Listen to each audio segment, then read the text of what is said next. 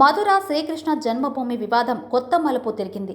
షాహీ ఈద్గా మసీదులో సర్వే నిర్వహించడానికి అడ్వకేట్ కమిషనర్ను నియమిస్తూ అలహాబాద్ హైకోర్టు ఇచ్చిన తీర్పుపై సుప్రీంకోర్టు స్టే విధించింది. మసీదు కమిటీ దాఖలు చేసిన పిటిషన్పై సుప్రీంకోర్టు కీలక తీర్పును వెల్లడించింది.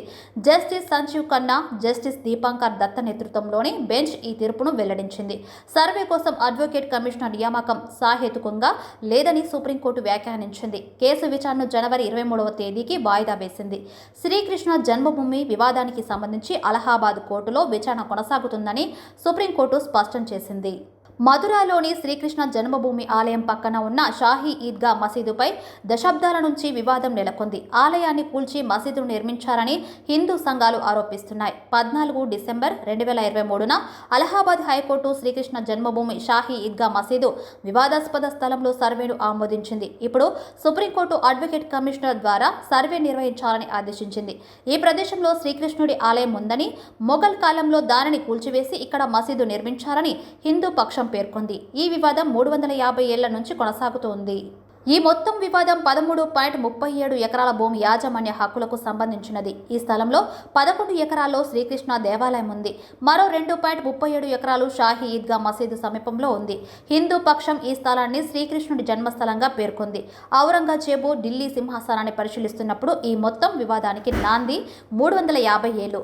1670లో ఔరంగజేబు మధురలోని శ్రీకృష్ణ జన్మస్థలాన్ని కూల్చివేయాలని ఆదేశించారని, ఆ తర్వాత ఇక్కడ షాహీ ఈద్గా మసీదు నిర్మించడం జరిగిందని హిందూ సంఘాలు ఆరోపిస్తున్నాయి. ఇటీవలి యాత్రికుడు నికోలస్ మనచి తన వ్యాసంలో రంజాన్ మాసంలో శ్రీకృష్ణ జన్మస్థలం ధ్వంసమైందని పేర్కొన్నారు.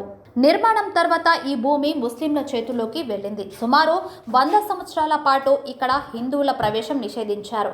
1770లో మొఘల్ మరాఠా యుద్ధం జరిగింది. ఇందులో మరాఠాలు గెలిచి ఆలయాన్ని నిర్మించారు. దీని పేరు ఒకప్పుడు కేశవదేవ్ దేవాలయం. ఇంతలో భూకంపం కారణంగా ఆలయానికి నష్టం వాటిల్లింది. 1815లో కాశీరాజు కొనుగోలు చేసిన భూమిని బ్రిటిష్ వారు వేలం వేశారు. కానీ అతను ఆలయాన్ని నిర్మించలేకపోయాడు. ఈ భూమి ఖాళీగా ఉందని, ఆ భూమి తమదేనని ముస్లింలు పేర్కొన్నారు.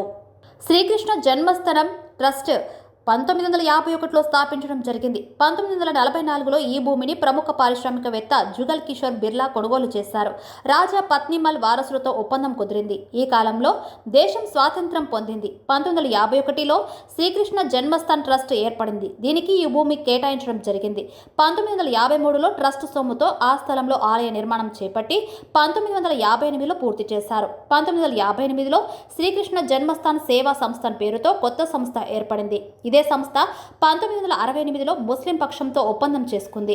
గుడి, మసీదు రెండు ఒకే ప్రాంతంలోనే ఉంటాయని చెప్పారు. ఇక్కడ గమనించాల్సిన విషయం ఏమిటంటే శ్రీకృష్ణ జన్మస్థాన్ సేవా సంస్థ ఈ ఒప్పందం కుదుర్చుకుంది. ఈ సంస్థకు జన్మస్థలంపై చట్టపరమైన దావా లేదు. శ్రీకృష్ణ జన్మస్థాన్ ట్రస్ట్ ఈ ఒప్పందాన్ని అంగీకరించదని చెప్పారు.